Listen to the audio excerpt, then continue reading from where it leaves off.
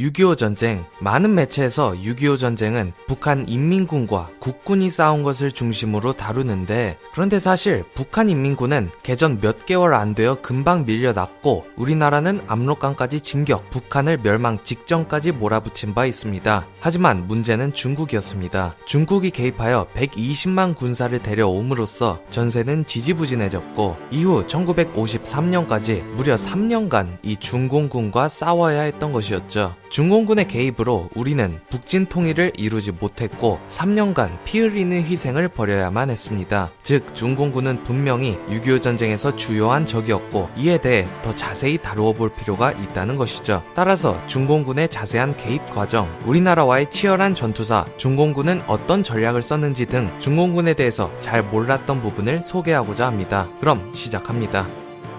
사실 애초에 김일성의 침략 자체도 중국이 엄청나게 원조를 해주었습니다. 김일성이 열심히 북한의 공산 정권을 세울 때 물론 소련도 무기를 제공하는 등 도움은 주었지만 중국은 직접적으로 병력에 도움을 주었습니다. 무려 8만 가까이 되는 병력을 북한에 지원해준 것이었죠. 중국군 소속에 있던 조선 출신 병사들이 8만 명 있었는데 중국은 그들을 모조리 북한으로 보내버린 것입니다. 이 조선 출신 병력 중에는 남한 출신도 있었지만 중국은 그런 거 무시하고 오로지 북으로만 보냈죠. 그렇게 전력이 강화된 북한, 이제 김일성은 한국을 침공할 기회만 엿보고 있었는데 하필 이 타이밍에 미국이 큰 실수를 저지릅니다. 에치슨 미국 국무장관이 한국을 미국의 방위선에서 제외해버리는 선언을 한 것이었죠. 이것인즉슨 한국을 어떻게 하건 미국에 관할 받기라는 얘기였고, 이 선언은 공산권의 구미를 자극했죠. 이를 바탕으로 김일성은 소련을 설득, 스탈린에게서 마침내 침공 허가를 받아냅니다. 그리고 1950년 6월 25일 북한의 남침이 시작되죠. 북한은 준비가 덜 된 한국군을 빠르게 격파, 3일 만에 서울을 점령했고 이후에는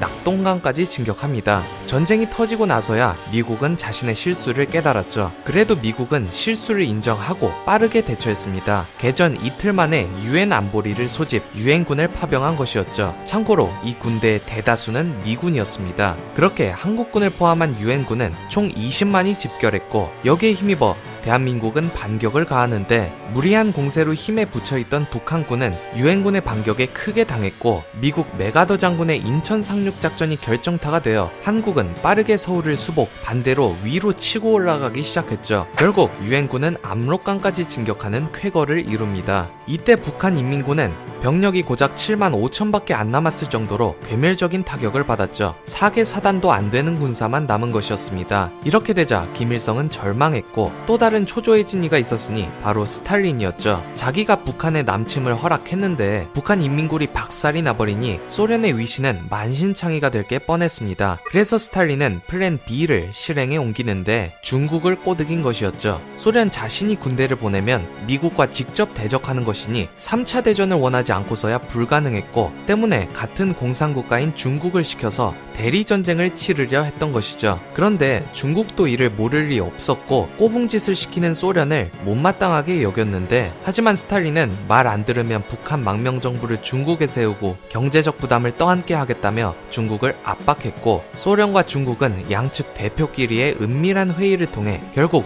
중국 인민지원군, 즉 중공군을 개입시키기로 결정했죠. 그리고 1950년 10월 18일 30만에 달하는 중공군이 압록강을 건너 한반도로 진입했습니다. 북한 인민군 복장으로 위장한 중공군은 10월 25일 첫 공세를 벌였는데, 압록강 근처에 있는 온정리에서 국군과 중공군이 맞닥뜨려 첫 전투가 벌어졌죠. 이 전투는 비교적 소규모였고 곧 종료되었는데, 전투 이후 시신과 포로를 점검한 결과 이것은 중공군이며 중국이 개입했다는 정황이 드러나게 되었죠. 그런데 여기서 미군은 또 실수를 저지릅니다. 미국은 현실을 부정하며 이들은 북한을 돕는 일부 병력이지 정식 중공군이 아니라고 본 것이었죠. 즉 중공군 개입을 부정한 것이었습니다. 지금 한창 승기를 잡고 있었는데 그 분위기를 깨트리고 싶지 않았기 때문이었습니다. 그리고 메가더는 어차피 중공군이 맞다고 하더라도 중공군 따위는 미군에게 상대가 되지 않는다고 여겼죠. 왜냐하면 중공군은 공군이 아예 없었고 탱크나 자주포 등 기갑부대도 없었기 때문이었습니다. 중공군이 가진 것은 오로지 알보병과 박격포뿐이었죠. 반면 미군은 2차 2차대전에서 대활약한 셔먼 전차 그리고 퍼싱 전차 등 강력한 기계화 부대로 무장하고 있었습니다. 공군의 지원은 덤이었고 중공군은 이들의 밥이었습니다. 그러나 전투가 벌어지자 이 환상은 박살이 나버리니 중공군은 엄청난 전략과 숫자로 이 기계화 부대를 쌈 싸먹어버린 것이었습니다. 불과 11일 만에 유엔군은 1만 5천이나 손실되어 버렸을 정도였죠. 아니 이것이 어떻게 가능했냐 하니 우선 중공군은 공군이 활약할 수 없는 밤중에만 공격을 했습니다. 그렇게 미군의 공중폭격을 피했고 보병들이 달빛을 조명삼아 유엔군 진지로 쳐들어갔는데 여기서 중공군은 뛰어난 지략을 보였죠. 일단 병력을 둘로 나누고 전진하되 음산한 소리에 나팔과 피리를 불고 꽹과리를 치며 공포 분위기를 조성했습니다. 유엔군에게 이것은 사방에서 중공군이 쳐들어오는 것으로 보였고 기관총의 엄호 가운데 중공군은 진지 코앞까지 접근합니다. 그리고 접근에 성공하면 일제히 수류탄을 던졌죠. 수류탄이 쏟아지니 유엔군은 혼비백산했고 이때 중공군은 일제히 돌격하여 백병전을 벌였죠. 특히 중공군은 적 기계화 부대가 위치한 후방에서 백병전을 많이 벌였는데 이렇게 되면 탱크와 대포를 쓸 수가 없으니 기계화 부대는 무력화되었죠. 이 단계까지 오면 중공군은 엄청난 물량으로 쏟아져 들어오며 포위된 유엔군을 섬멸해버렸습니다. 특히 중공군은 한국군을 주 목표로 삼았는데 갓 창설된 한국군에 비해서 당시 중공군은 수십 년간 전쟁으로 단련되었기 때문에 상대하기가 수월했기 때문이죠. 한국군은 이들에게 속수무책으로 당했습니다. 그렇게 1950년 11월 5일 중공군의 1차 공세가 끝났고 중공군은 1만이 사상된 반면 유엔군은 1만 5천이 손실되었으며 압록강 인근에서 청천강 이남으로 유엔군은 밀려나게 되었죠. 그러나 상황이 이렇게 되었음에도 유엔 사령부는 정신을 못 차리고 있었습니다. 유엔군 총사령관 메가더 장군은 여전히 중공군을 과소평가하며 크리스마스 전까지 전쟁을 끝내 장병들이 집에서 성탄절을 보내게 해주겠다 라며 호언장담을 했던 것이었습니다. 그러나 이건 야무진 착각에 불과했습니다. 중공군은 20일 뒤 이번엔 3개 군을 더 투입시켜 총 9개 군으로 2차 침공을 벌였고 단순하지만 강력한 인해 전술의 파괴력에 유엔군은 또 한 번 속수무책으로 패퇴했죠. 특히 중공군은 엄청난 인민 웨이브를 통해 포위한 진지는 반드시 다 섬멸해버렸고 이에 아연실색한 유엔군은 후퇴를 거듭 38선 이남으로 후퇴하고 유엔군 3만 6천이 손실되었습니다. 참고로 이때 그 유명한 흥남철수가 이루어졌죠. 영화 국제시장 첫 씬에도 나오는 그 사건입니다. 이때 북한은 빼앗겼던 지역을 대부분 회복했고 전세는 완전히 뒤바뀌었죠. 이런 대성공에 중국의 수장 마오쩌둥은 쾌재를 부르며 더더욱 진격하라고 요구했는데 그렇게 1950년의 마지막 날 3차 공세가 이루어졌죠. 사실 3차 공세는 중공군에게도 애로사항이 많았습니다. 계속된 진격으로 지치기도 했고 유엔군이 예상보다 빠르게 후퇴한 탓에 중공군 보급선이 길어졌던 것이었습니다. 가뜩이나 달구지와 손수레로 보급을 하던 중공군이었으니 그러나 이들은 주도 면밀하게 작전 성과를 분석하며 발전해 나갔고 결국 중공군은 38선보다 남하하여 37도선까지 진격하는 대성과를 냈습니다. 이때 유명한 일사후퇴가 이루어졌고 대한민국은 서울을 다시 빼앗기게 되었죠. 한편 이 소식을 들은 미 사령부는 경악했고 유엔군의 사기는 그야말로 바닥 절망적인 상황이었는데 오죽하면 콜린스 미 육군 참모총장이 나서서 한반도에서 미군 철수 문제를 건의할 정도였습니다. 콜린스는 철수 긴급 계획을 세우고 철수 함정 준비 지시까지 내린 상태. 이렇게 한반도에서 미군을 철수한다는 소식은 마오쩌둥에게도 들어갔고 마오쩌둥은 그렇다면 지금이 몰아붙일 절호의 기회다. 미군을 완전히 한반도에서 몰아내자 라고 선언하죠. 6.25 전쟁 사상 최악의 위기 중 하나였던 상황. 그런데 이때 혜성같이 등장하여 한국을 구원해주는 사람이 있었으니 바로 미국의 리지웨이 중장이었습니다. 전임 사령관 워커 중장이 사고로 죽고 후임으로 리지웨이가 미 8군 사령관이 되었던 것인데 당시 미 육군 최고의 인재였던 그는 사령관에 오르고 보니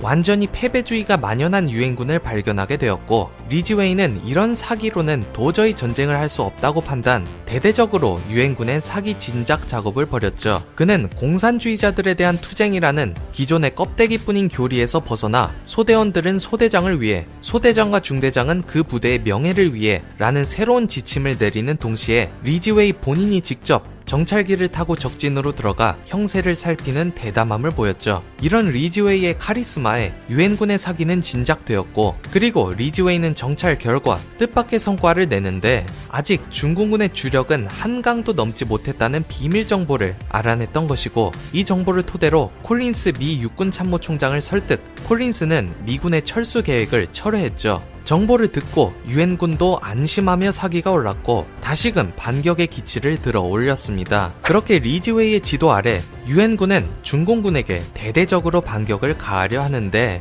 리지웨이는 반드시 공격을 성공시키기 위해 중공군을 철저히 분석했죠. 그 결과 이런 분석이 나옵니다. 유엔군이 처음 공격받을 때도, 2차 공세로 청천강으로 후퇴했을 때도, 3차 공세 때도 중공군은 8일간 공격하다 호련히 중단했었는데, 달구지로 운영되는 중공군의 열악한 보급으로는 불과 8일 정도의 식량과 총탄만을 보급 가능하여 그때가 지나면 항상 공세가 중단된다는 것이었습니다. 따라서 이를 이용하기로 했고, 또한 시간이 지나자 중공군의 인해 전술에 유엔군도 익숙해져 가고 있었고, 미군 사령부가 중국 전술을 연구하기 시작하며 전술도 대비를 해가고 있었습니다. 이러한 철저한 준비 끝에 리지웨이는 대반격을 시작하니 이른바 썬더볼트 작전이었죠. 벼락같이 몰아붙여 중공군을 확실하게 섬멸하고 빼앗긴 영토를 되찾는 작전이었는데, 갑작스러운 역습에 중공군은 당황했죠. 유엔군은 잘해야 2월이 넘어서야 공세가 가능할 것이라 생각했기 때문이었습니다.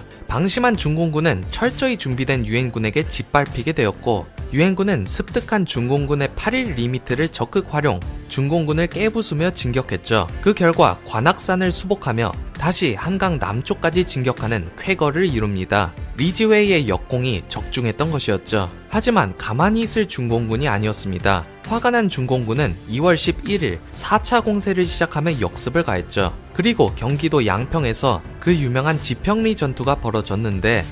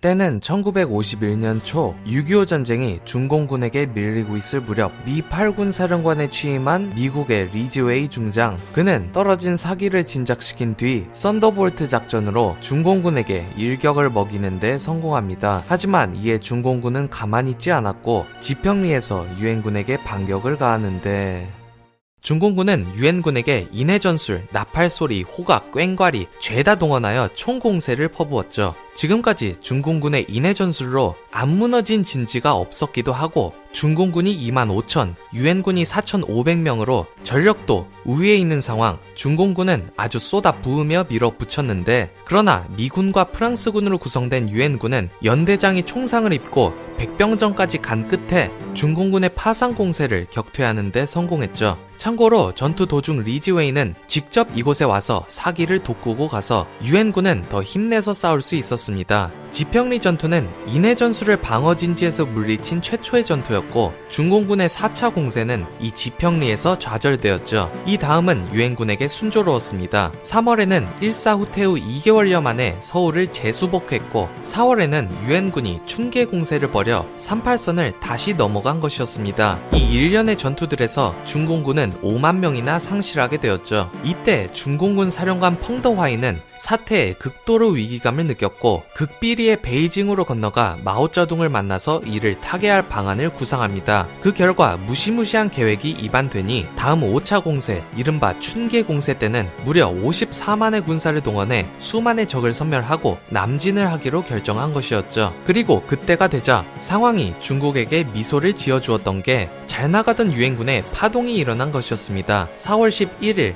메가더가 유엔군 총사령관에서 해임되어 버린 것이었죠. 메가더는 그 시기쯤 만주의 핵폭격을 주장하는 등 중국으로 전쟁을 확대하자고 했기 때문에 미국 트루먼 대통령은 전쟁이 3차 대전으로 번질 가능성을 우려했고 메가더를 해임한 것이었죠. 메가더의 빈 자리는 리즈웨이가 유엔군 총사령관으로 승진함으로써 메꿔졌고, 리즈웨이가 맡았던 미 8군 사령관에는 후임으로 벤 플리트 중장이 임명되었죠. 물론 리즈웨이가 승전한 건 좋은 일이었지만 갑작스러운 지도부 재편은 유엔군에게 혼란을 가져다주기 충분했죠. 중국에게는 이보다 더 공격에 적기일 데가 없었습니다. 그러나 리즈웨이의 후임인 벤 플리트 중장 또한 만만한 인물이 아니었습니다. 메가더 해임을 전후하여 미국은 전쟁의 목표를 적을 최대한 많이 섬멸하고 피해를 입히는 진지전으로 선회했는데, 이에 벤 플리트는 이 섬멸에 포커스를 두고 강력한 무언가를 준비한 것이었습니다. 이 상황에서 중공군은 춘계 공세를 시작하죠. 그런데 중공군은 여기서 유례없는 폭탄 세례에 시달려야 했으니 벤 플리트는 섬멸을 위해 엄청난 양의 포탄과 네이팜탄을 준비했던 것이었습니다. 그리고는 정량의 몇 배나 되는 포탄을 쏟아 부었는데, 유엔군은 무려 몇 시간 동안 1만 발 이상의 포탄과 폭탄을 쏴 제꼈고, 그중 미 제3사단에서는 한 개 포병대대가 수시간 만에 1만 발의 포탄을 쏘았을 정도였죠. 중공군은 추풍낙엽처럼 쓰러져 갔습니다. 하지만 중공군의 숫자는 포탄이 커버할 수 있는 것보다 훨씬 많았죠. 인해전술로 몰아붙인 중공군은 꾸역꾸역 진격하여 4월 22일 경기도 가평의 사창리에서 유엔군과 맞부딪히는데, 중공군은 그간의 전략을 총동원해 유엔군을 밀어붙였죠. 특히 하필 사창리에는 경험이 없는 한국군 신병이 많았는데, 이들은 중공군의 공세를 버티지 못하고 도주했고, 이 때문에 미군의 포격에도 차질이 빚어져 결국 전투는 패하고 말았습니다. 이때 도망친 한국군은 국군 제6사단 때문에 파란 별 청성부대였던 6사단은 미군에게 겁쟁이 블루스타라는 조롱을 들어야 했습니다. 이에 벤 플리트 사령관도 제6사단의 사단장을 불러서 고함을 쳤는데, 그런데 당시 6사단 사단장이었던 장도영 준장은 이번 전투에서는 졌지만 다음 전투 때 반드시 이를 서력하겠다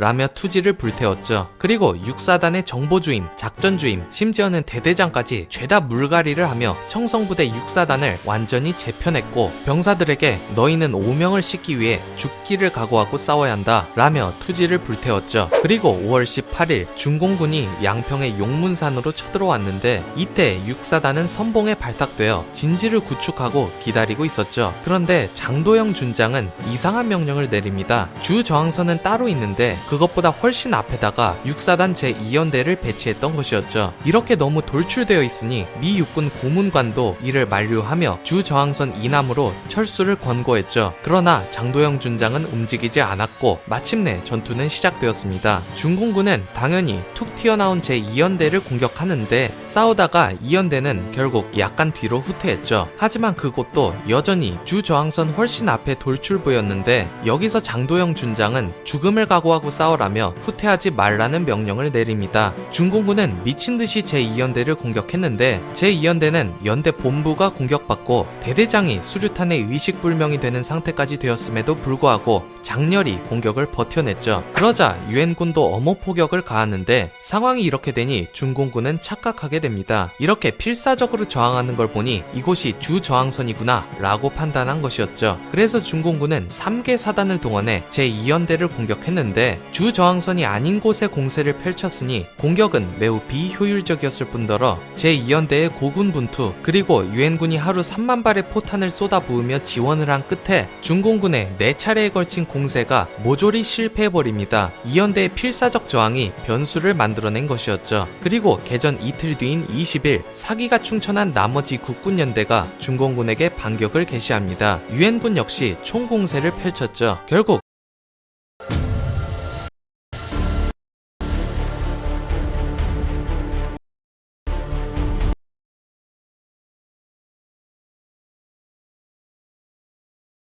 중공군은 우왕좌왕하다 후퇴하는데 강원도 화천군에 있는 화천호까지 추격한 끝에 유엔군은 정규 1개 사단의 중공군을 사실상 전멸시켜버렸습니다. 중공군을 화천호수에 수장시킨 전공을 기려 전쟁이 끝난 이후 이승만 대통령은 이 화천호를 오랑캐를 격파했다는 뜻으로 8호호로 개명하기도 했습니다. 이 전투들에 힘입어 중공군의 야심찬 춘계 공세도 결국 끝이 나버리는데 중국은 37도선 이남까지 유엔군을 몰아붙인다는 목표를 끝내 달성하지 못하고 말았습니다. 오히려 5월 하순에는 중공군은 패주하고 유엔군이 추격하는 그림이 되었는데 중공군은 총 10만 이상을 상실하며 막대한 피해를 입었죠. 한편 멀리서 이를 지켜보고 있던 스탈린은 안달이 나며 위기감을 느꼈고 마오쩌둥에게 어떠한 경우에도 북쪽으로 후퇴하지 말라라고 엄포를 놓았죠. 결국 후퇴도 힘드니 중공군의 목표는 이제 공세는 이쯤하고 지금 확보한 곳만 잘 유지하자라는 방어전으로 바뀌었습니다. 한편 유엔군의 목표도 같았죠. 지금 전황은 확실히 유엔군에게 유리하긴 했지만 또 북진을 하기에는 너무 예상 손실이 컸죠. 메가더라면 북진을 주장했을지 모르겠으나 메가더가 해임된 상황에서 미 트루먼 행정부는 현 상태를 유지하자고 했고 똑같이 방어전을 펼친 것이었죠. 그렇게 양측은 자리를 지키며 지루한 공방전이 계속됩니다. 그리고 이때가 휴전협상이라는 카드가 등장하는 시점이기도 했는데 이대로 소모만 한다면 결국 중국과 북한만 막대한 물자를 소비하게 되는 것이었기 때문이죠. 그래서 김일성은 이 공방전은 중국과 북한에게 손해라며 소련을 설득했고 스탈린은 결국 1951년 6월 13일 돌연 정전협정이 현 시점에서 유익한 것으로 판단된다 라는 전문을 발표했죠. 이제 양측 다 할 만큼 했으니 정전협정을 하자는 것이었습니다. 그래서 6월부터 판문점 지역에서 휴전협정이 시작되었는데 협정은 순항하는 듯 했으나 한 가지 문제가 발목을 잡았죠. 포로 석방 문제를 두고 공산 측과 자유 측 간에 갈등이 빚어진 것이었죠. 유엔군은 많은 중공군과 북한 인민군을 포로로 잡고 있었는데 포로로 잡힌 이들 중에서는 사실은 공산주의를 따르지 않고 억지로 끌려온 사람들이 많았습니다. 이들을 반공포로라고 하는데 이들은 포로에서 풀려나도 공산권으로 다시 되돌아가는 것을 원하지 않았죠. 그래서 유엔은 포로의 자유의사를 존중하자고 했는데 하지만 공산권은 귀중한 인력이 빠져나가는 것을 원치 않았고 포로의 의사 상관없이 무조건 송환하라는 입장을 고수했죠. 이에 휴전협상은 물꼬가 트이지 않고 지지부진했고 협상이 이렇게 시간을 끄는 동안 양측은 계속해서 피를 흘렸습니다. 휴전되었을 때 한 뼘이라도 더 많은 땅을 차지해놓기 위해 양군 간에 치열한 고지전이 벌어진 것이었죠. 이때 강원도 철원에서의 백마고지 전투, 강원도에서의 피해 능선 전투가 이루어지는 등 정말 고지 하나를 뺏고 뺏기며 엄청난 피를 흘렸죠. 그렇게 협상은 지지부진하고 결과로 공방전은 1953년까지 계속되었는데 1953년 3월 5일 스탈린이 사망하자 협상은 급물살을 타게 됩니다. 사실 스탈린이 일부러 협상을 끌었던 정황이 있었던 것이 어쨌든 소련은 전혀 피를 흘리지 않는 것이고 중공군과 북한군이 미군을 처리해주니 소련으로서는 땡큐였기 때문이었죠. 하지만 스탈린은 죽었고 휴전협정은 일사천리로 진행되는 상황, 휴전이 임박했다는 소식이 들려오자 어떻게든 영토를 더 많이 차지하기 위해서 마지막으로 양측은 혈전을 벌였는데 이때 치열했던 전투 중 하나는 강원도 화천군에서의 금성 전투였습니다. 김일성은 얼마 안 남은 시간 동안 최대한 뭐라도 건지려고 했고 그 결과 눈에 들어온 것이 화천 수력발전소가 있는 금성 쪽이었죠. 이 발전소는 남한 전력 수요의 30%를 생산할 수 있던 엄청난 가치를 지녔습니다. 그래서 금성으로 중공군 21만이 쳐들어오며 엄청난 대공세를 펼쳤는데 유엔군은 여기서 4km나 밀려났습니다. 하지만 발전소가 있던 화천호는 끝끝내 지켜냈고 알토란이었던 철원평야도 보존하는 데 성공했으며 오히려 국군이 반격을 가해 금성천 남단까지 영토를 회복합니다. 그렇게 화천호 전체가 남한령이 되었고 중공군은 이때 전투를 단념함으로써 우리나라는 화천호를 지킬 수 있었습니다. 이때의 활약으로 휴전선은 35km나 끌어올려질 수 있었죠. 그렇게 1953년 7월 27일 휴전협정이 체결되어 한국전쟁은 휴전이 되었습니다. 휴전협정 직전 양측의 병력 규모는 이러했죠. 중공군은 120만 대군이 있었고 북한군은 최대 45만 그리고 유엔군은 총 90만이 있었고 이 중 한국군이 60만,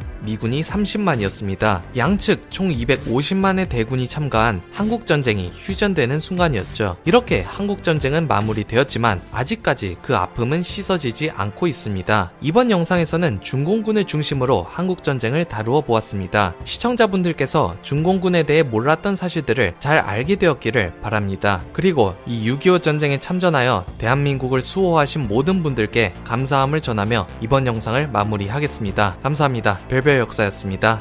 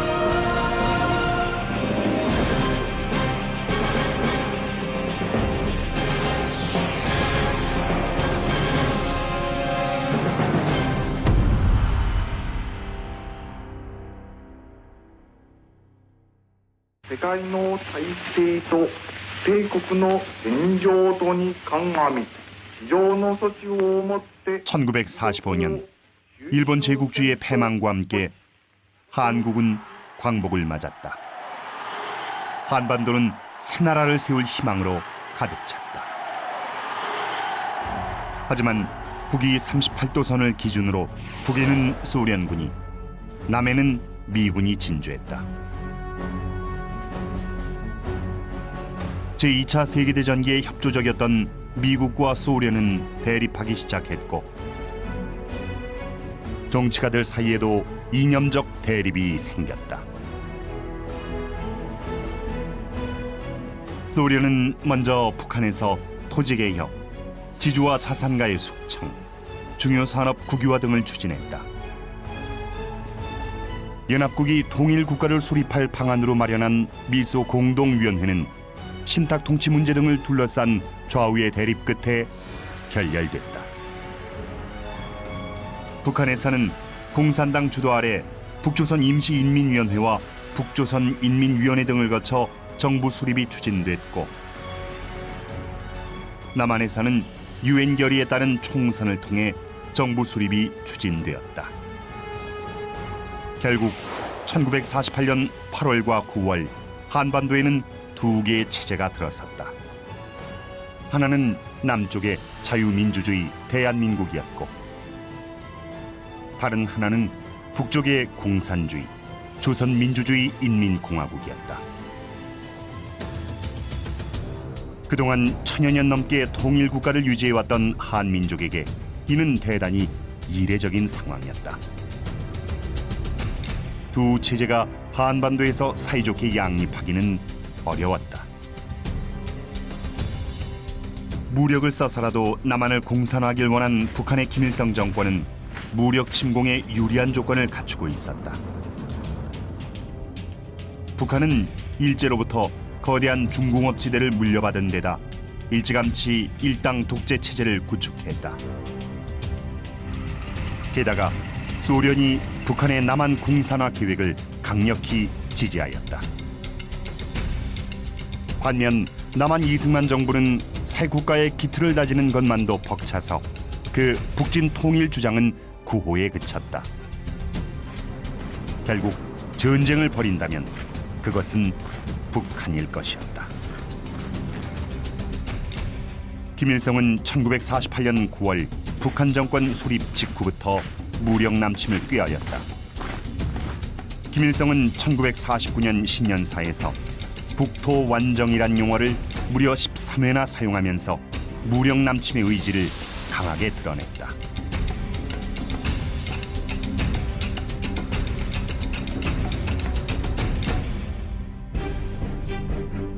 김일성은 1949년 3월 소련을 방문하여 스탈린에게 무력 남침 계획을 타진했다.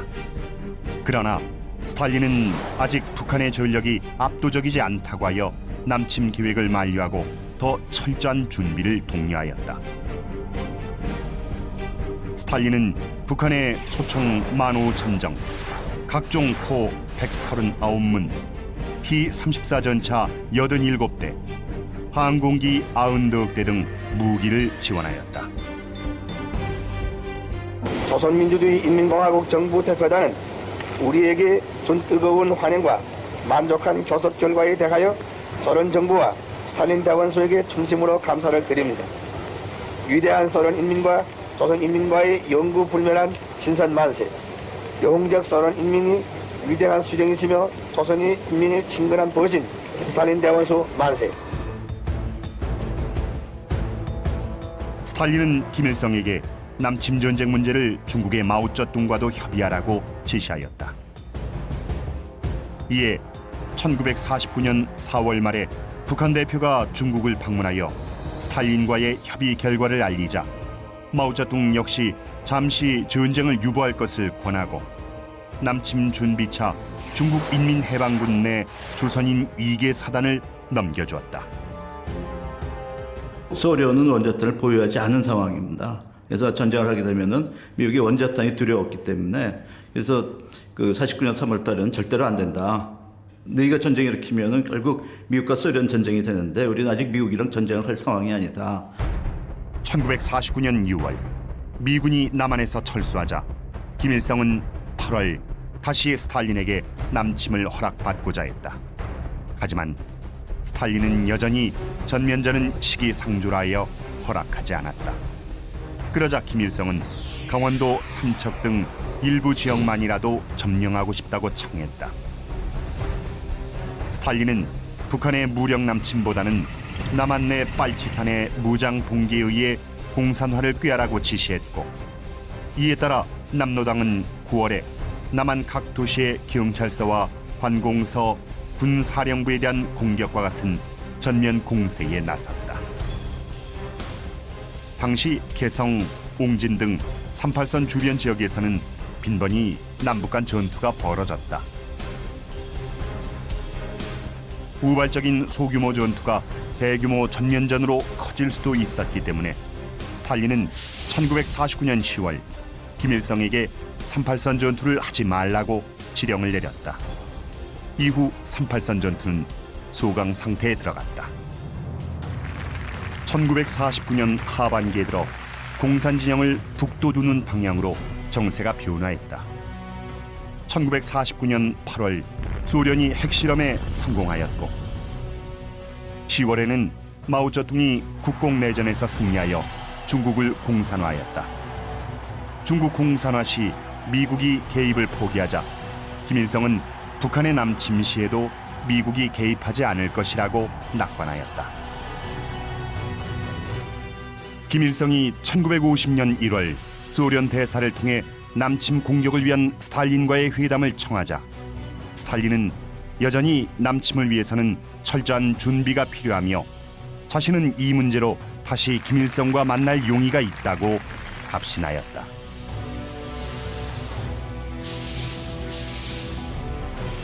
큰 일에는 대규모의 준비가 필요하다는 것을 김일성 동지는 명심해야 하오. 이 일에 관해 만약 김일성 동지가 나와 토론하길 원한다면 나는 항상 대화할 준비가 돼 있어.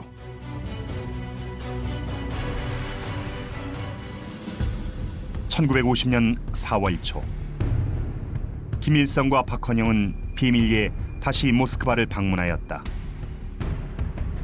이 회담에서 스탈린은 비로소 중국이 동의한다는 조건으로 북한의 선제 남침 전쟁을 승인하였다.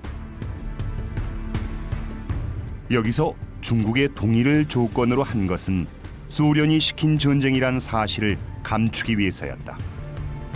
미국의 참전 등으로 북한이 독자적으로 전쟁을 하기 어려운 상황이 벌어졌을 때 중국이 북한을 지원하도록 하여 소련의 지원 사실을 숨기려 하였다.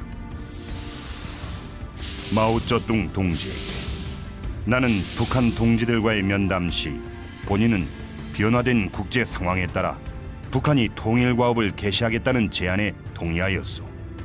이와 관련해 이 문제는 중국 측과 북한 측의 공동 합의에 따라 최종 결정돼야 한다는 전제 조건을 달았소.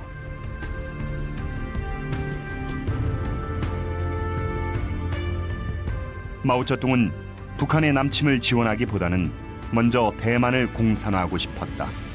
그러나 그는 스탈린의 결정을 반대할 입장이 아니었기에 김일성을 지원하기로 동의하였다.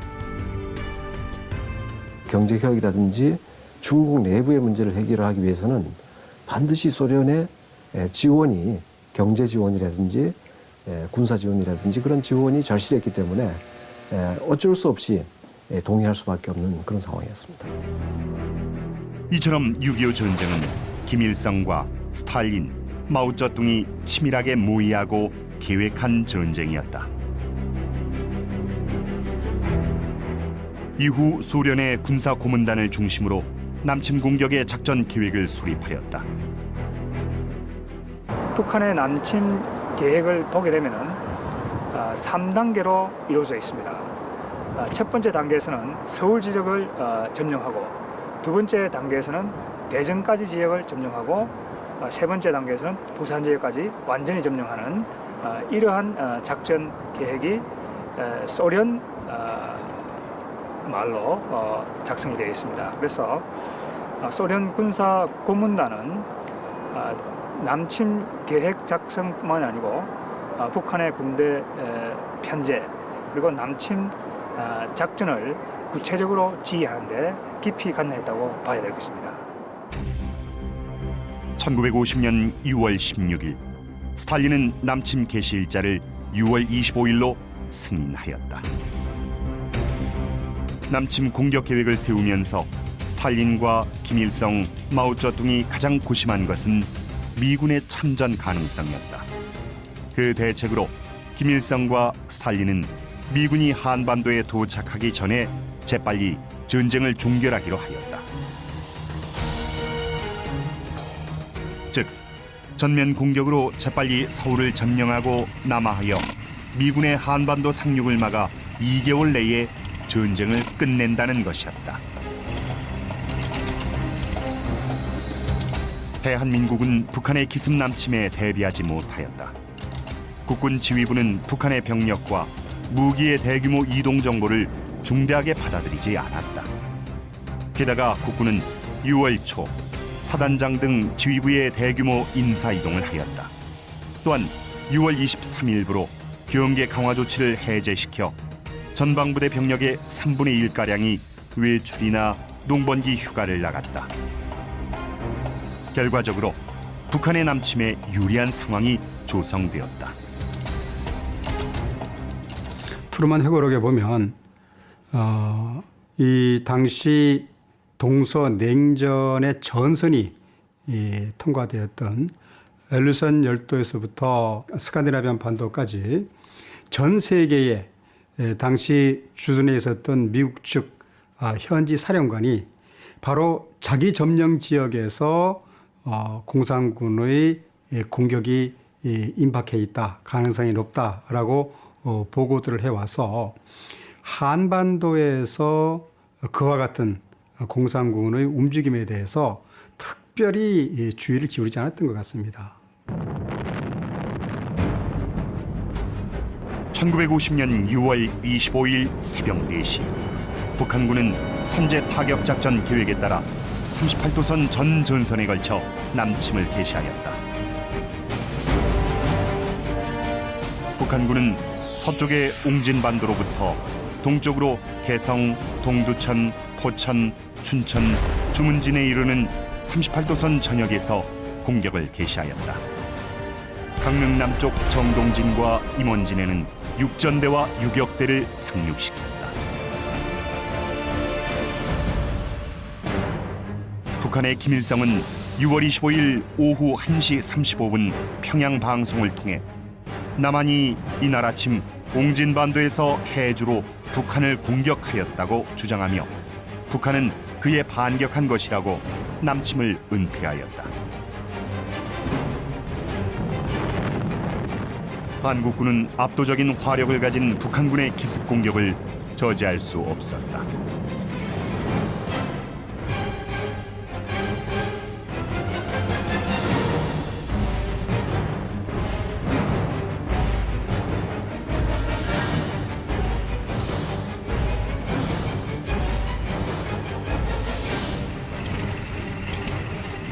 소련제 탱크 T-34를 앞세운 북한군은 전쟁 발발 당일 개성과 동두천, 포천을 점령하였고 서부전선에서는 파주, 문산을 거쳐 중부전선에서는 동두천, 의정부를 거쳐 서울로 진격하였다.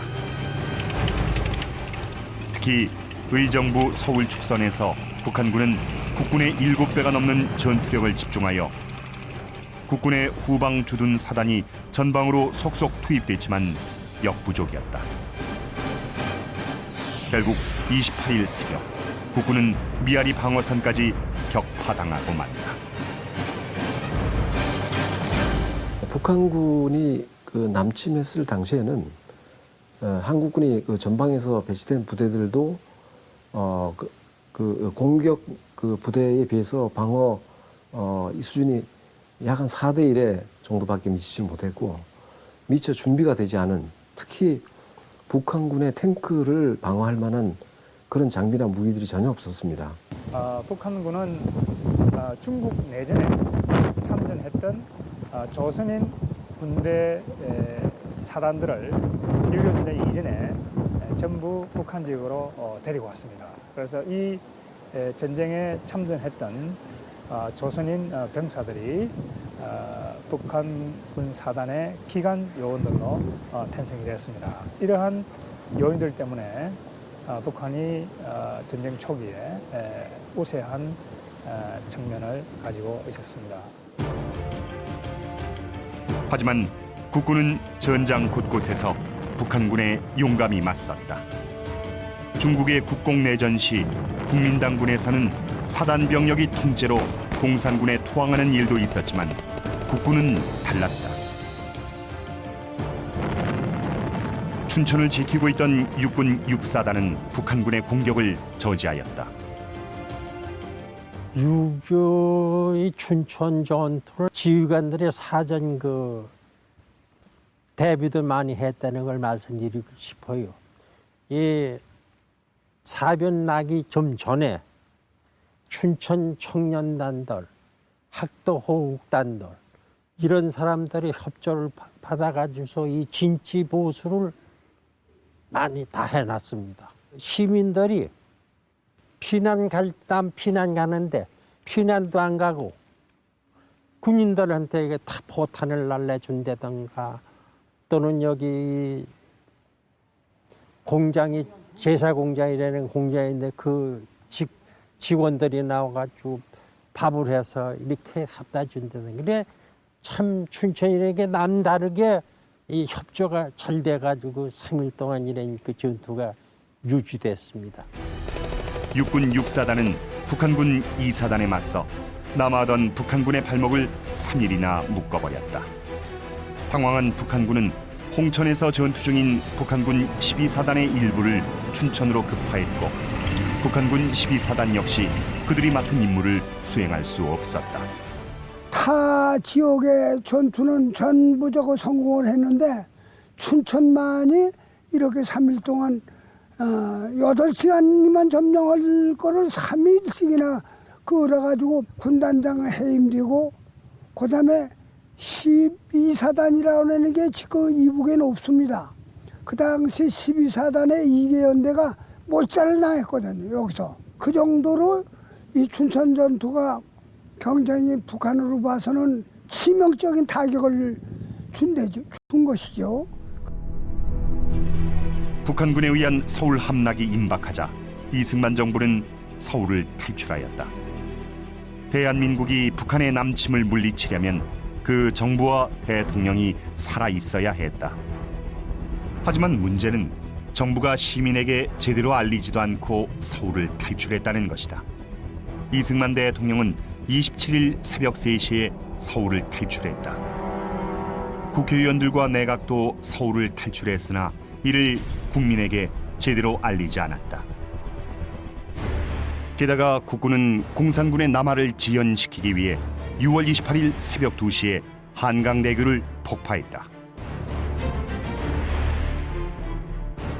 당시 서울 시민 대부분이 정부의 서울 사수 방송을 믿고 피난을 가지 않은 상태였다. 그날 낮에 북한군이 서울에 입성하였고 90만 명에 달하는 서울 시민 대부분이 꼼짝없이 적 치하에 갇혔다. 이들은 9.28 수복 때까지 석 달 동안 끔찍한 공산 통치를 감내해야 했다. 정부는 임시로 대전으로 옮겼다가 전황이 불리해지자 대구를 거쳐 부산으로 옮겼다. 그런데 6월 28일 한강 이북의 서울을 점령한 북한군은 3일 동안 그곳에서 지체하였다. 그 덕분에 한국군은 전열을 정비할 귀중한 시간을 얻었다. 정부와 한국군이 전열을 정비함으로써 유엔군의 참전이 가능해졌다. 이승만 대통령은 당시 세계 정세에서 북한의 남침이 의미하는 바를 정확히 알고 있었다. 그는 북한의 남침 사실을 보고받은 25일 오전 주한미국 대사 무추를 만나 다음과 같이 얘기했다. 한국을 제2의 사라예보로 만드는 것을 피해왔으나 현재의 위기가 한국 문제를 해결하기 위한 최선의 기회를 제공해 준 것인지도 모른다. 사라예보란 세르비아 출신의 한 청년이 오스트리아 홍태자 부처를 저격 살해하여 제1차 세계대전의 발화점이 된 곳이다. 이승만은 북한의 침략이 단순히 한 민족 내부의 분쟁이 아니라 세계 자유진영에 대한 공산 진영의 공격이므로 세계 자유진영이 총반격해야 한다고 보았다.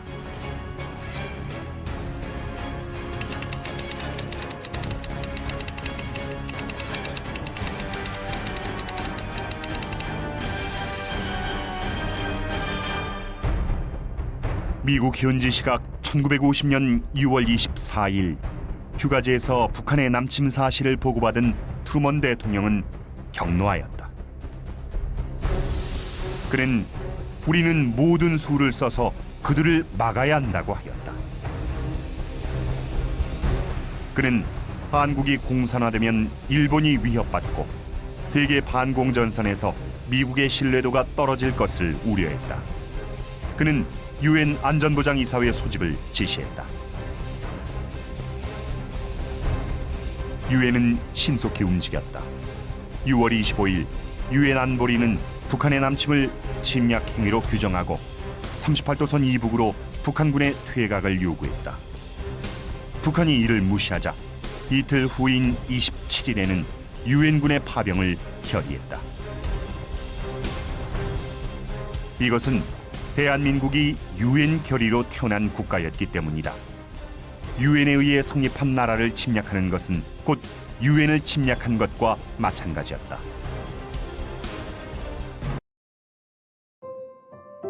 기쁨의 미소로 시작되는 인생.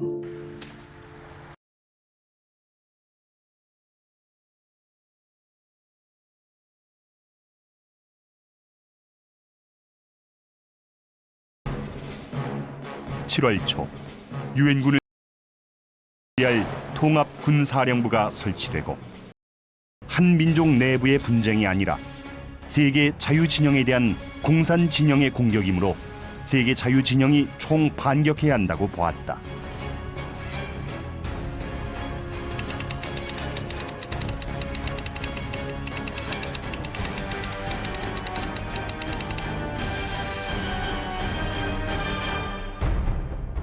미국 현지 시각 1950년 6월 24일 휴가지에서 북한의 남침 사실을 보고받은 트루먼 대통령은 격노하였다. 그는 우리는 모든 수를 써서 그들을 막아야 한다고 하였다.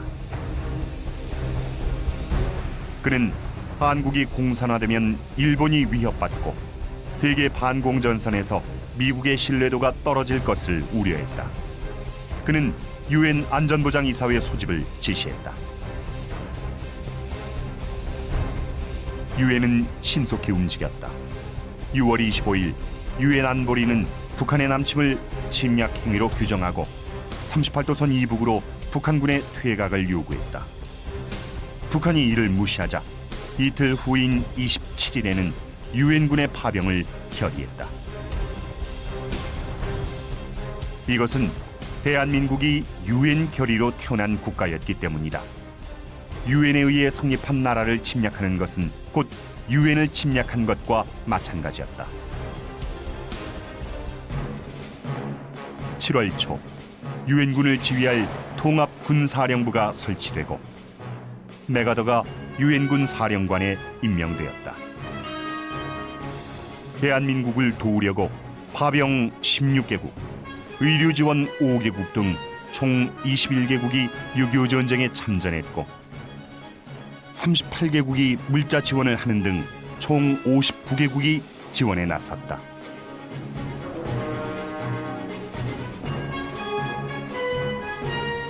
한편 미국은 이와 별도로 남침 개시 다음 날인 6월 26일부터 주일 미 해군과 공군을 투입하였다.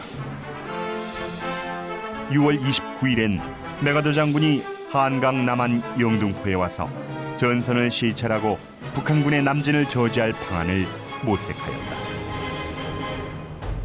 수천 마일 떨어진 작은 나라 한국에서 지금 벌어지는 사태는 모든 미국인에게 중요합니다. 공산주의 세력이 한국을 침략했다는 사실은 세계 다른 지역에서도 비슷한 공격 행동이 있을 것이라는 경고입니다. 트루만 대통령이 명시적으로 얘기하는데 이 전쟁은 스탈린이 일으킨 전쟁이다. 스탈린이 이제 자본주의 공산주의 대결에서 한번 요 변방 지역을 한번 찔러보는 거다. 그러니까 한 번 더 전쟁을 한번 일으켜보고 서방 진영이 어떠한 대응을 하느냐. 그러니까 서방의 의지와 능력을 한번 테스트해보기 위해서 일으킨 전쟁이다. 트루만은 그렇게 생각했습니다. 그래서 여기서 만약에 우리가 약한 모습을 보이면은 스탈린이 어디 다른 지역에서 또 전쟁을 일으킬지 모르기 때문에 우리가 여기서 확실한 대응을 해줘야 된다. 그래서 즉각적으로 유엔에다가 결의안을 제출하고 그리고 유엔의 그 서방 진영 국가들을 모아서 즉각적으로 참전을 하게 되는 거죠. 한국군은 북한의 남침 시 일시 후퇴하여 북한군을 남한 깊숙이 끌어들였다가 반격한다는 계획을 갖고 있었다. 한강이 1차 방어선, 금강이 2차 방어선, 낙동강이 3차 방어선이었다. 북한군에 밀려 후퇴한 국군과 유엔군은 8월 초에는 마침내 낙동강을 최후의 방어선으로 하기에 이르렀다. 대구로부터 남으로 마산까지 서남부 방어는 유엔군이, 대구로부터 동으로 포항까지는 국군이 방어를 맡았다. 국군과 유엔군은 8월 초에서 9월 중순까지 낙동강 전선에서 북한군과 혈전을 계속하였다. 제공권을 완전히 장악한 미군은 북한군에 맹폭을 퍼부었으며 지상에서는 국군과 유엔군이 북한군을 저지하였다. 특히 대구로 통하는 전술적 요지인 대구 북방 22km 지점의 칠곡군 파부동에서는 55일간이나 치열한 전투가 벌어졌다. 고지를 10여 차례나 뺏고 빼앗기며 북한군 2만 4천여 명, 국군과 유엔군 만여 명의 사상자가 나온 전투에서 국군 1사단은 북한군의 공격을 저지하여 대구를 고수하는 데 크게 기여했다. 전선의 상황이 너무 급해 학도병 등으로 신병을 받아도 이들을 제대로 훈련시킬 여유가 없었다. 이들은 겨우 서너 시간 동안 기본적인 소총 사격 훈련과 수류탄 투척 요령만 습득한 뒤 곧바로 전선으로 투입됐다. 희생자는 계속 늘었고 고문관으로 불리는 신병들은 계속 도착했다. 한바탕 격전을 치르고 나면 부대원의 30-40%가 사라졌다. 이들은 신병으로 교체됐다. 나중에는 분대장이 자신에게 배속된 분대원의 얼굴과 이름도 모른 채 전투에 나서는 지경에 이르렀다. 군적도 없이 죽어간 무명용사들. 그들은 대한민국의 오늘을 떠받친 주역이다. 메가더가 이끄는 유엔군은 1950년 9월 15일 인천 상륙작전을 감행한다. 유엔군 상륙부대가 한반도 중부에서 북한군의 퇴로를 차단하면 낙동강 전선에 유엔군이 대반격을 한다는 계획이었다. 인천 상륙작전이 군사 전략적으로 갖는 가장 큰 의미는 전세를 일거에 전환시켰던 터닝 포인트라는 거죠.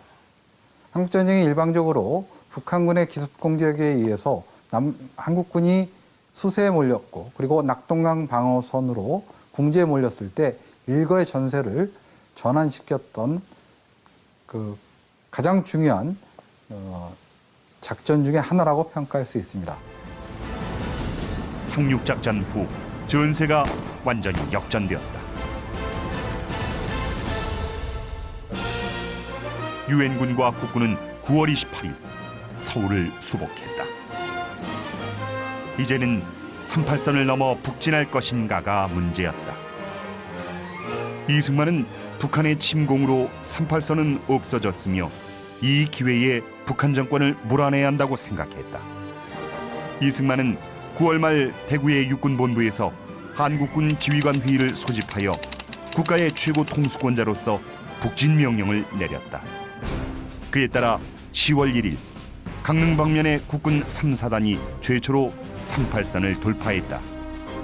10월 7일엔 유엔군이 38선을 넘었고 그 뒤 유엔 총회가 이를 추인하였다. 8월부터 우리가 어디까지 공격을 해야 되느냐, 그에 대해서 논의를 하기 시작합니다. 첫 번째 시각은 북진을 해야 된다. 이미 북한이 전쟁을 일으켰기 때문에 38선은 없어진 것이다. 없어진 것이기 때문에 우리가 올라가도 된다. 올라가서 그 침략자들을 응징을 해야 된다. 그게 이제 첫 번째 주장이었고, 두 번째 주장은 조심해야 된다. 왜냐하면은 우리가 올라가게 되면은 중국이나 소련이 참전할 가능성이 있기 때문에 두 가지 설이 이제 같이 논쟁을 벌이다가 결국은 미국 정부에서 9월 9일, 50년 9월 9일 국가안보회의, NSC죠. 국가안보회의에서 결정을 하게 됩니다. 38선 이북 진격을 하기로 결정을 하게 됩니다. 근데 이거는 이제 미국에서 결정을 한 거고, 유엔군이 38선을 넘기 위해서는 유엔에서의 새로운 결의안이 필요했습니다. 10월 7일에 유엔 결의안 총회에서 결의안이 나오고 10월 19일 국군 1사단이 가장 먼저 평양에 입성했다. 국군 중 선두부대는 압록강에 도달했고 유엔군도 한반도에서 공산군을 몰아내기 위한 마지막 공세에 몰입했다. 모두들 전쟁이 막바지에 이른 것으로 생각했다. 이제는 거꾸로 김일성이 멸망 위기에 몰렸다. 10월 1일 김일성은 다급히 스탈린과 마오쩌둥에게 구원을 요청하였다.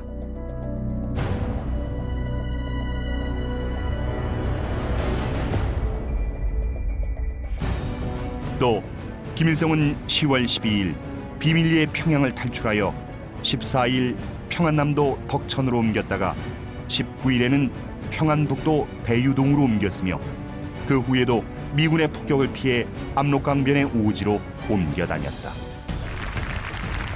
소련과 중공은 참전을 결정하였다. 마오쩌둥은 입술이 없으면 이가 시린 것처럼 북한이 망하면 중국이 위태로워진다고 하며 당초의 약속대로 군대를 보냈다. 스스로 북한을 돕기 위해 지원했다는 조선의용군이란 이름으로 1950년 10월 19일 펑더화이의 지휘 아래 1차로 30여만 명의 병력이 압록강 3개 지점을 거쳐 입북하기 시작하였다. 이때부터 적의 주력은 북한군이 아니라 중공군이었다. 한국군의 작전권을 유엔군이 가진 것처럼 북한군의 작전권도 사실상 중공군에게 넘어갔다. 중공군은 일본군과 또 장제스의 국부군과 싸우면서 전투력이 강해진 군대였다.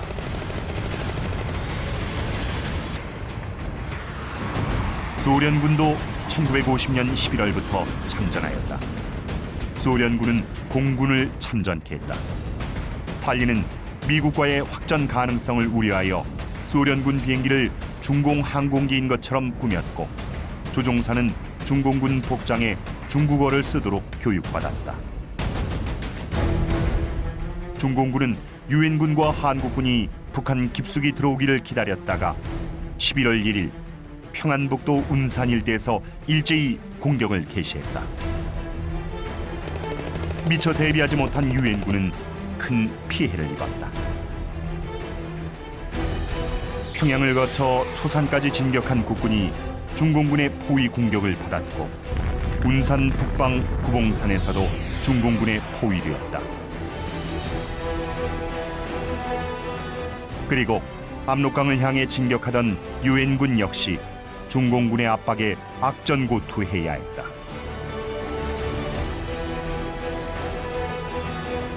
(10월 25일) 생포한 중공군 포로의 진술 내용을 무시하고 중공군의 출현을 과소평가한 유엔군의 피해는 아주 컸다. 중공군의 참전 가능성에 관해서는 많은 사람들이, 많은 전문가들이 주의를 경고를 하고 또 실제로 그 징후에 관한 얘기도 보고를 했습니다만, 메가더 사령부, 특히 메가더 원수가 중공군 참전에 관한 가능성을 애써서 부인했습니다. 참전한다고 하더라도 소수 부대일 테고 그 충분히 유엔군 전력으로 압도할 수 있다고 판단을 하고 있었고, 계속해서 이 압록강까지 진격하도록 명령을 했습니다.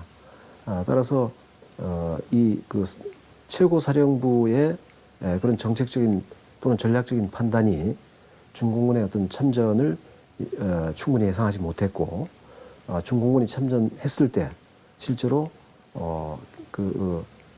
선방 잘 대응할 수 없는 그런 상황이 됐습니다. 일명 크리스마스 공세였던 11월 24일 최종 공세에서도 큰 손실을 입은 유엔군은 남쪽으로 후퇴하기 시작했다. 당시 메가더가 예상했던 참전 중국 인민지원군의 숫자는 약 8만에서 12만 사이라고 예측하고 있었습니다. 하지만 실제로 당시 참전했던 중국 인민지원군의 숫자는 거의 60만 명 이상의 숫자로 확인되었습니다. 따라서 크리스마스 대공세, 즉 1950년 12월 25일까지 한만 국경선까지 진격해서 전쟁을 종결하려고 했던 메가더의 구상은 대규모의 중국 인민지원군의 참전으로 좌절하게 된 것입니다. 동북방면의 유엔군도 엄청난 수의 중공군과 맞닥뜨렸다. 북한의 임시 수도 평안북도 강계를 점령하기 위해 함경남도 장진호로 진출했던 미 해병 1사단은 10배나 많은 중공군 7개 사단의 포위 공격을 받았다.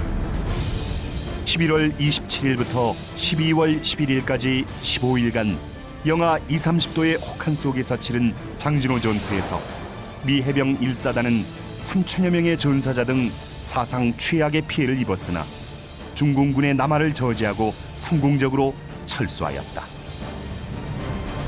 이미 남쪽의 원산 방면이 차단당했기 때문에 유엔군은 12월 23일까지 흥남에서 철수했다. 이때 자유를 찾는 북한 주민 10만여 명도 유엔군과 함께 탈출하였다.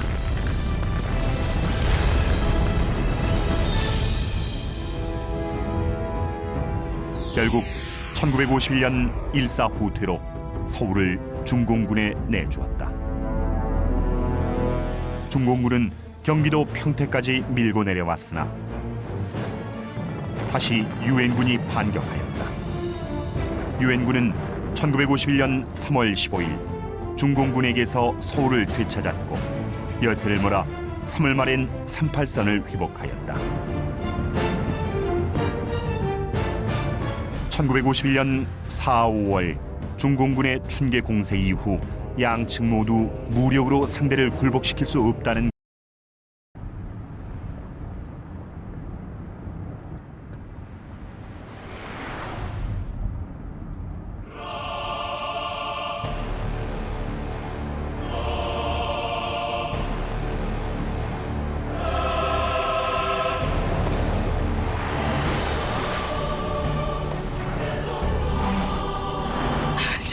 줘라 좀. 그럴까?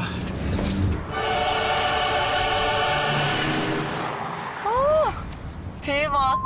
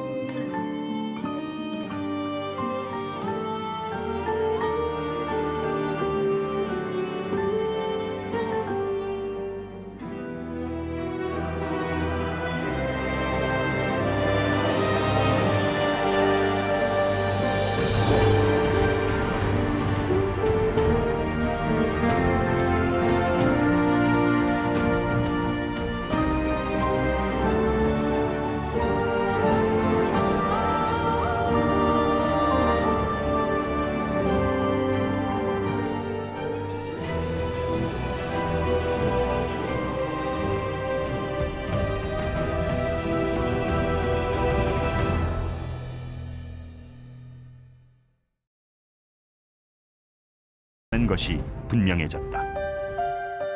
전선은 교착되었으며 휴전이 모색되었다. 미국과 소련은 마쿠 접촉에서 휴전에 동의하였다.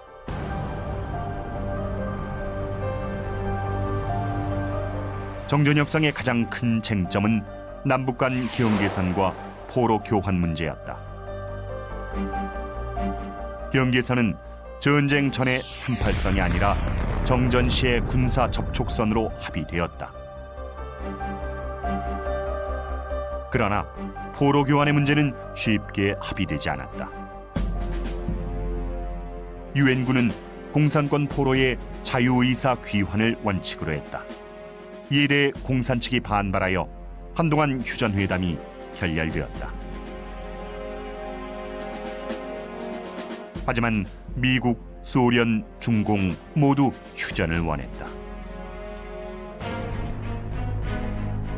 1953년 3월 휴전회담이 다시 열렸다.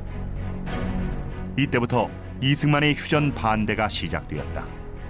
이승만은 북진 통일의 기회가 무산된다고 하여 휴전에 반대했다. 그는 정전회담에서 한국군 대표를 철수시켰다. 정전 시에는 국군의 작전권을 회수해서 단독으로 국군을 북진시키겠다고 위협했다. 휴전에 반대하는 시위대가 미 대사관에 난입하는 일도 있었다. 하지만 이승만의 진짜 속내는 안전보장 없는 휴전을 반대하는 것이었다.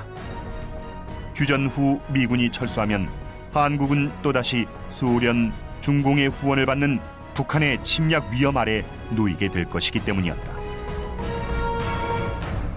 휴전회담이 개막된 직후부터 한국 정부, 한국 국민들은 휴전회담에 반대를 했습니다.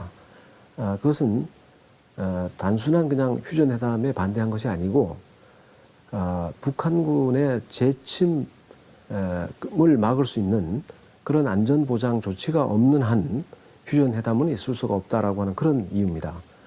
거기에 더해서 결국 휴전회담을 결정하면서 한국 정부와 제대로 상의하지 않고 유엔군의 일방적인 공산군 측과의 합의에 따라서 시작한 것이기 때문에 휴전회담 자체에 대해서 상당히 반감을 가지고 있었습니다.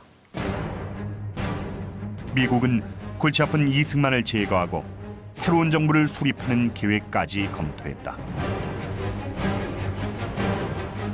하지만 이승만의 반발을 무마하기 위해 한국의 안보를 보장하는 쪽으로 방향을 틀었다.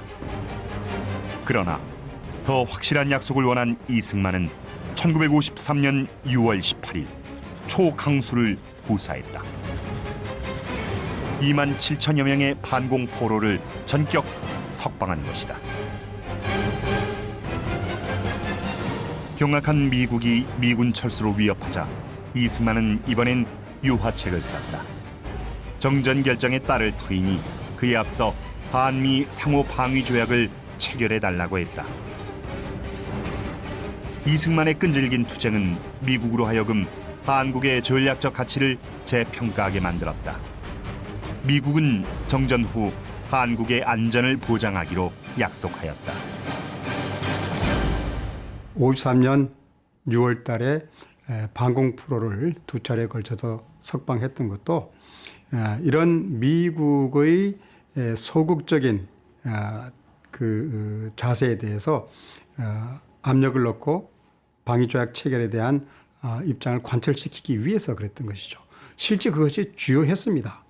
53년 7월 초에 이제 아이젠하워 대통령이 로버트슨이라는 특사를 보내가지고 이승만 대통령을 달래면서 한미 상호 방위조약을 체결해 주기로 하고 그 전제 하에서 휴전 협상을 받아들이고 그리고 앞으로 있을 54년 5월 달의 제네바 정치회담 거기에 대해서도 협조를 하는 것으로 그렇게 이승만 로버트슨 조인트 커뮤니케를 발표하거든요.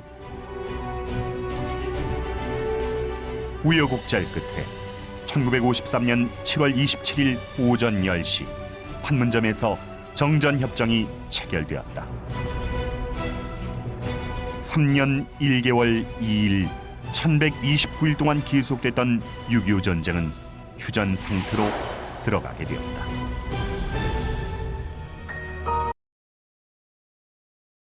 야, 불이 너무 센 거 아니야? 물기를 왜 닦은 거야, 그러면?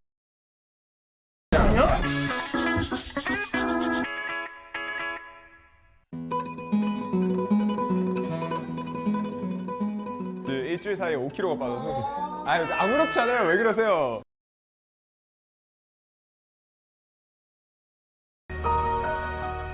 (6.25)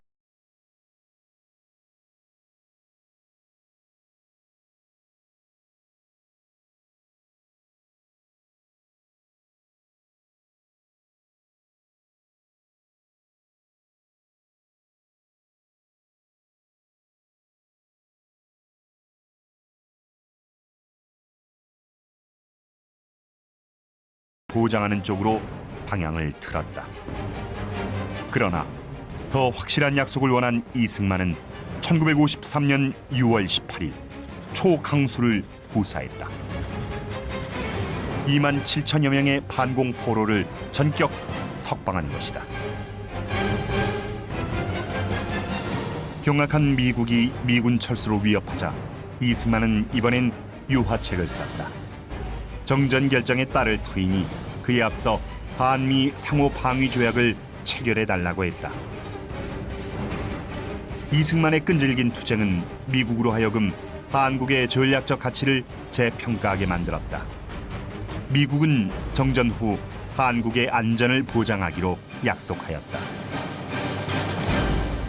53년 6월 달에 반공 프로를 두 차례에 걸쳐서 석방했던 것도 이런 미국의 소극적인 그 자세에 대해서 압력을 넣고 방위조약 체결에 대한 입장을 관철시키기 위해서 그랬던 것이죠. 실제 그것이 주요했습니다. 53년 7월 초에 이제 아이젠하워 대통령이 로버트슨이라는 특사를 보내가지고 이승만 대통령을 달래면서 한미 상호 방위조약을 체결해 주기로 하고 그 전제 하에서 휴전 협상을 받아들이고 그리고 앞으로 있을 54년 5월 달의 제네바 정치회담 거기에 대해서도 협조를 하는 것으로 그렇게 이승만 로버트슨 조인트 커뮤니케를 발표하거든요. 우여곡절 끝에 1953년 7월 27일 오전 10시 판문점에서 정전협정이 체결되었다. 3년 1개월 2일 1129일 동안 계속됐던 6.25 전쟁은 휴전 상태로 들어가게 되었다. 6.25 전쟁으로 대한민국은 엄청난 물적, 인적 피해를 입었다.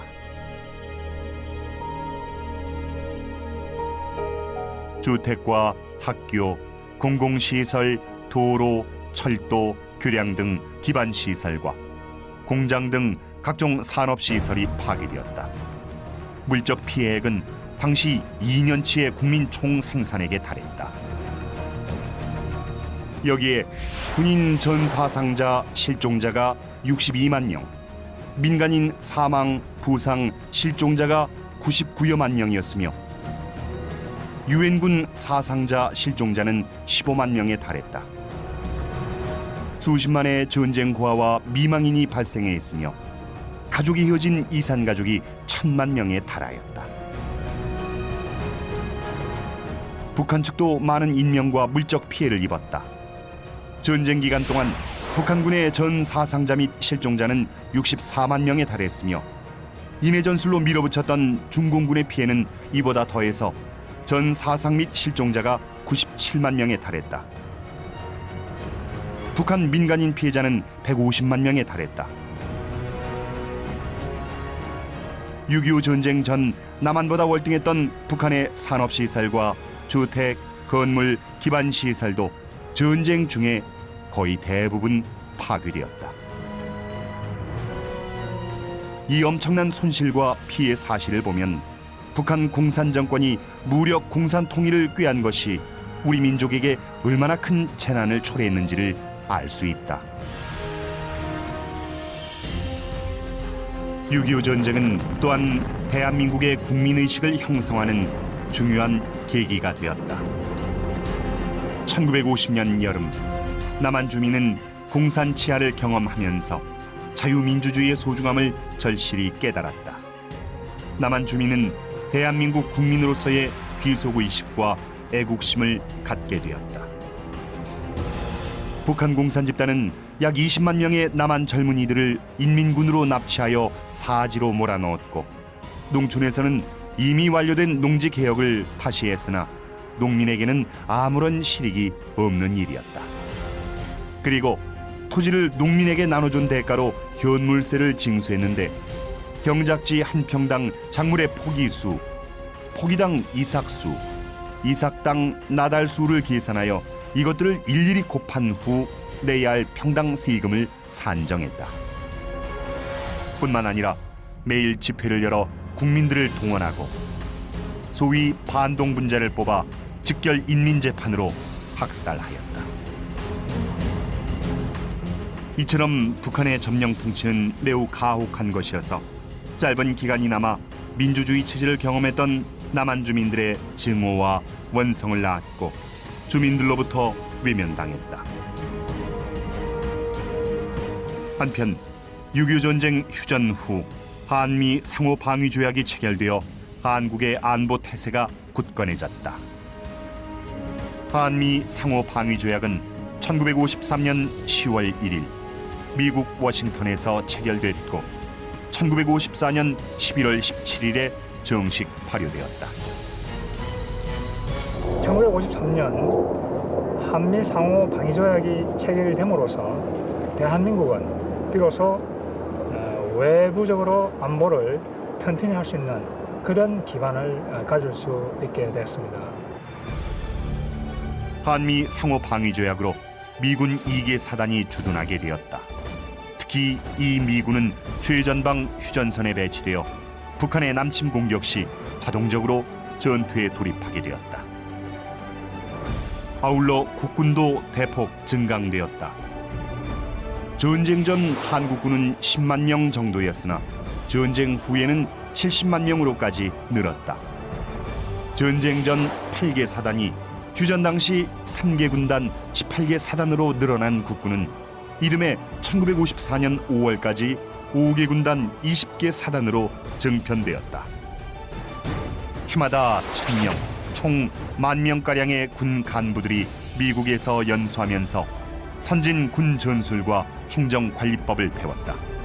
이로써 국군의 국방력이 크게 증강되었다. 대한민국은 유엔의 도움을 받아 북한의 침략을 물리칠 수 있었다. 유엔의 도움이 없었더라면 대한민국은 세계 지도에서 또 한민족의 역사에서 사라졌을 것이다. 하지만 그것만은 아니었다. 한 나라 국민이 자신을 지키려는 의지와 헌신이 없는데 외국군이 홀로 그 나라를 지킬 수는 없는 법이다. 대한민국 정부와 국군, 국민이 나라를 지키려는 강한 의지를 갖고 숭고한 헌신을 하였기에 대한민국이 살아남을 수 있었다.